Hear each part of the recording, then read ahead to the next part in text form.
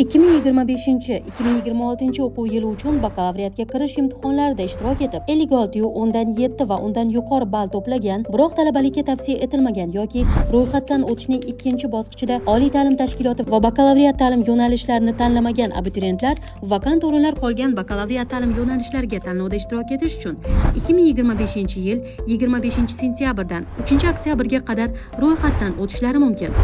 Bunda ro'yxatdan o'tgan abituriyentlar to'plagan ballari ketma-ketligiga qat'iy rioya qilgan holda vakant o'rinlarga bazaviy to'lov-kontrakt asosida talabalikka tavsiya etiladi. Diqqat, eslatma! Abituriyentlar test topshirgan fanlar majmuasi va ta'lim tiliga mos bo'lgan vakant o'rinlar qolgan bakalavriat ta'lim yo'nalishlariga tanlovda ishtirok etishlari mumkin. Agar vakant o'rinlar qolmagan bo'lsa, bu toifadagi abituriyentlarga tanlash imkoniyati berilmaydi.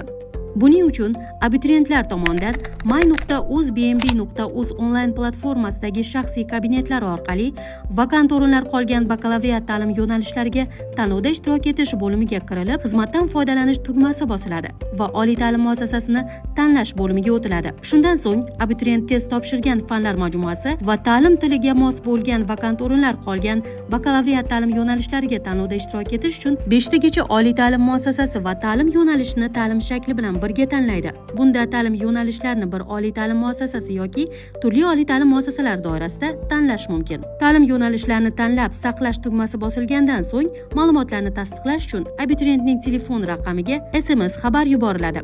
SMS xabardagi kodni dasturga kiritish orqali ma'lumotlar tasdiqlanadi.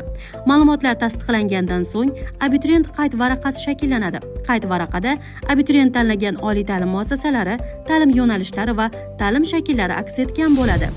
Yuklab olish tugmasi orqali abituriyent qayd varaqasini yuklab olishi mumkin. Abituriyentlar ta'lim yo'nalishlarini tanlash muddati yakunlangunga qadar o'z ma'lumotlarini o'zgartirishlari va qayd varaqasini qayta yuklab olishlari mumkin. Abituriyentlarning talabalikka tavsiya etilgan yoki etilmagani to'g'risidagi yakuniy tanlov natijalari ta'lim yo'nalishlarini tanlash to'liq yakunlangandan so'ng 5 kun muddatda, ya'ni 2025-yil 8-oktyabrga qadar e'lon qilinadi.